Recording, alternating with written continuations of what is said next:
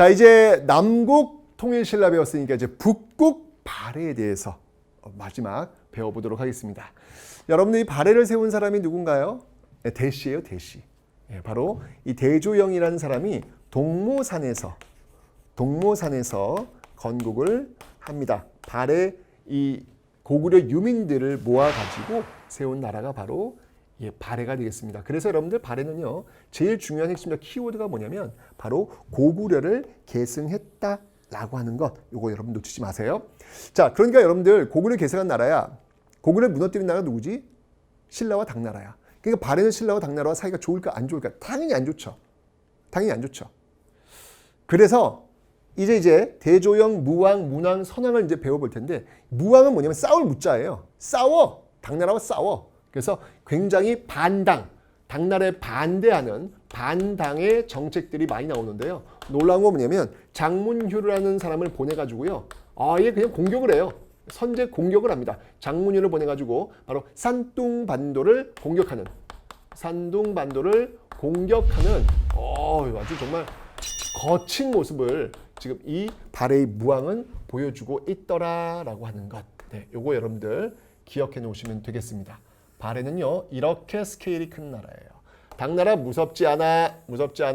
우리 고구려 계승 있는데 바로 그 고구려를 무너뜨린 나라야. 맛 좀 봐. 라고 하면서 이렇게 장문을 통해서 산둥반도 공격했던 그런 모습들. 근데 이런 어떤 그 대립이라고 하는 게 늘 이어질 수는 없어요. 예.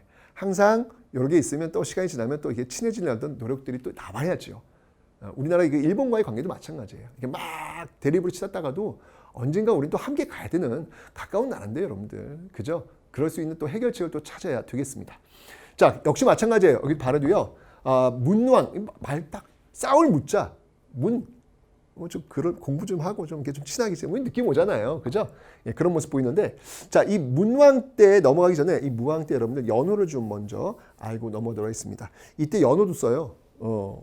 중국만 쓰냐? 우리도 쓴다, 야. 라고 하면서 썼던 연호가 뭐냐면 무왕 때는 인안이라는 연호를 쓰고요. 문왕 때는요,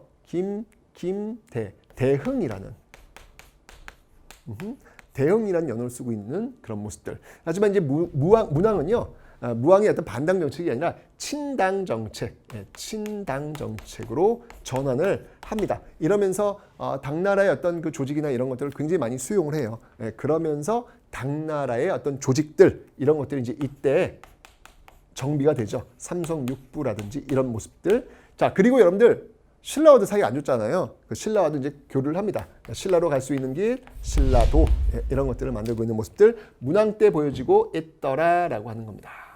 자, 문왕 때는 이렇게 친당적인 모습들. 자, 이러면서 이제 발해는요, 평화를 구구해 있고요.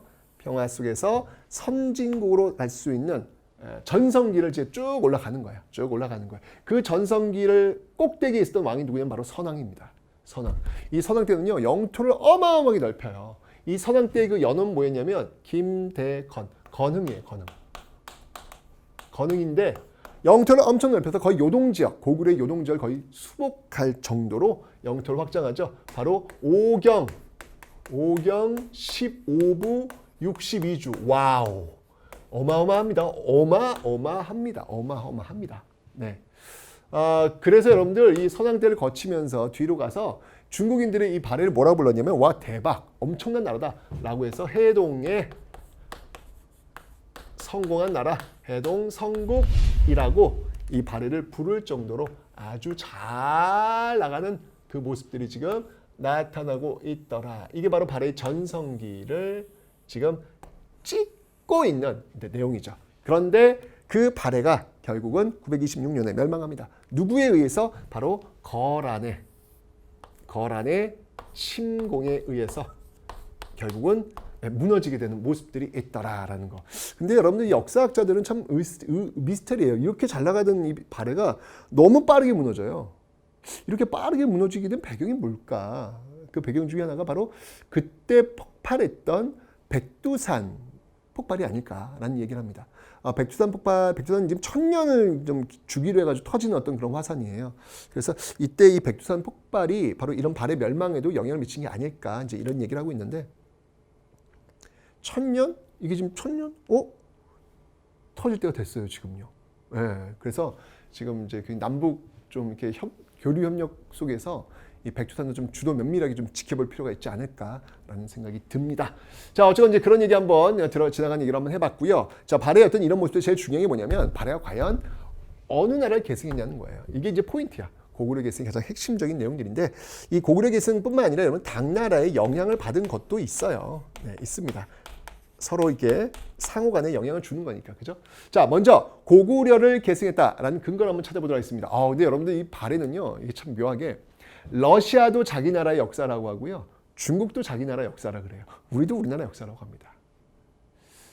왜냐하면 이 발해 영토가 지금 러시아도 속해 있고 중국도 속해 있으니까 우리나라에 속해 있으니까 이건 우리 역사다. 이제 이렇게 얘기를 하는 거예요.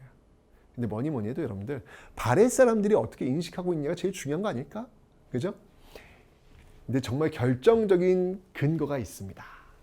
발해인들이 남긴 기록 속에 뭐가 있냐면 특히 이제 문왕 같은 경우 문왕이 일본에 보낸 국서가 있어요. 예, 국서가 있어요. 일본에 보낸 국서가 있는데 그 국서에 정말 감사해요. 예, 감사합니다. 일본에 보낸 국서에다가 나 고려 왕은이라고 써요. 고려, 옛날에 고구려를 고려라고도 불렀거든요. 고려라고도 부르고 구려라고도 부르고 이렇게 불렀단 말이에요. 그런데 발해 왕이 난 고려 왕이래. 이런 게임 끝난 거야. 고구려 계승했다는 이야기잖아요. 그죠? 이런 근거가 있기 때문에 발해는 명백하게 바로 고구려를 계승한 국가다라는 걸 알 수 있고 그래서 우리 역사로 편입이 될 수 있다라는 것이죠.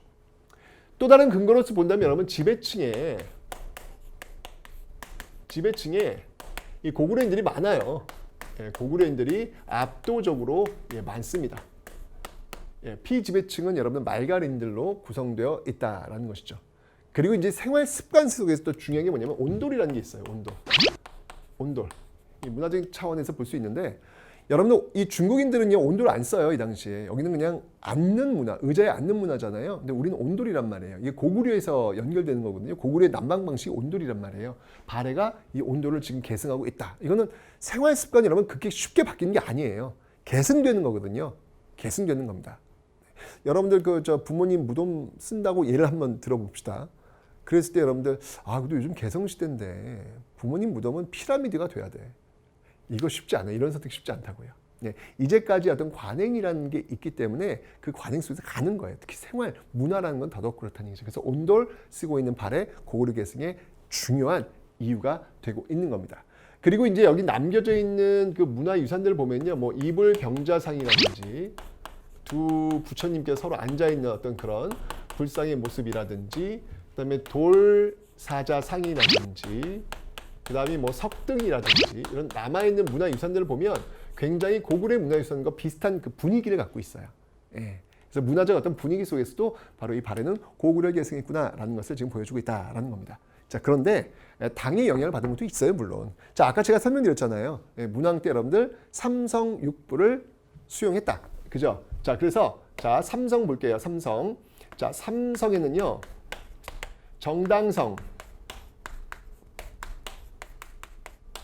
이 정당성의 최고. 그러니까 지금의 뭐 본다면 총리 역할을 하는 사람이 누구냐면 대내상이에요. 대내상. 을 중심으로 해서 정당성, 뭐 중대성, 그다음이 뭐 선조성 이런 삼성이 만들어져 있고요. 육부에는 뭐가 있냐면 육부에는 충, 인, 의, 지, 예, 신부 이렇게 이제 충부, 인부, 의부, 지부, 예부, 신부 이렇게 있어요. 이게 지금 삼성 육부인데 자, 잘 보세요, 여러분들. 삼성 육부는 분명히 당나라의 영향을 받은 거예요. 이건 당나라의 영향을 받은 겁니다. 그죠? 맞아요. 그런데 원래 당나라의 삼성은 뭐냐면 중서성, 문화성, 상서성이고 육부는 뭐냐면 이호, 예병, 형, 공부예요. 근데 지금 보세요. 이름이 다 달라요. 이건 뭘 의미하는 거냐면 비록 삼성 육부라고 하는 이 당나라의 조직을 차용은 했지만 이걸 그대로 그냥 컨트롤 C, 컨트롤 V가 한 게 아니라 나름대로 독자적으로 지금 또 계승하고 있다. 독자성을 지금 또 보여주고 있는 모습들이 있다라는 것까지 여러분들 기억을 좀 해놓으시라는 거예요. 됐죠? 그 다음에 이 상경에 가시면 용천부에 그 주작대로라는 게 있어요. 이 주작대로는 뭐냐면 이건 지금도 있어요. 여러분들 왜 그 서울의 광화문 보시면 광화문 앞에 세종대로가 어때요? 쫙 일직선으로 펼쳐져 있죠. 그죠? 이게 바로 주작대로예요. 당나라 그 장안성의 모델을 따와가지고 상경 용천부도 역시 주작대로를 쫙 깔아놓은 그런 모습들, 이런 것들은 이제 당나라의 영향을 받았다라고 볼 수 있겠습니다. 자, 이렇게 당의 영향을 받은 모습들이 있지만 중요한 건 뭐냐면 본질적으로는 바로 이 발해는 고구려를 계승한 국가라는 사실. 그러면서 우리의 어떤 시선 속에서, 시야 속에서 고구려 이후에 이 발해의 역사 역시 만주의 역사도 우리 역사로 편입을 시키는 모습, 그래서 기억하려는 어떤 그런 시도, 그런 노력들이 지금 이루어지고 있다라는 거. 이런 것들이 이제 조선 후기 실학자 유득공에 의해서 계속해서 계승되어져 지금까지 이어지고 있다는 사실 여러분들이 기억하시면 되겠습니다. 됐죠, 여러분들? 오늘 강의에서 여러분들 참 장복을 하는 사람을 통해서 우리가 그 푸른 바다를 건널 수 있는, 푸른 바다 앞에서 우리는 또 어떤 모습들로 보이고 있는지 한번 좀 도전해보는 어떤 그런 모습들 한번 기억해 봤으면 좋겠고요. 장보 같은 경우에는 여러분들 누구와 비교하지 않았어요. 내가 왜 경주 출신이 아니지? 내가 왜 골프에 들어가 있지 않지? 이러면서 끊임없이 누구와 비교하면서 자기를 자학하는 어떤 그런 사람이 아니라 자기가 갖고 있는 능력, 활쏘기 잘하잖아요. 그 활쏘기 하나로 자신의 인생을 디자인해 갔던 모습들. 역사가 우리에게 주는 메시지는 바로 이런 것들이 아닐까. 이런 사실들 속에서 사람을 한번 만나보셨으면 좋겠습니다.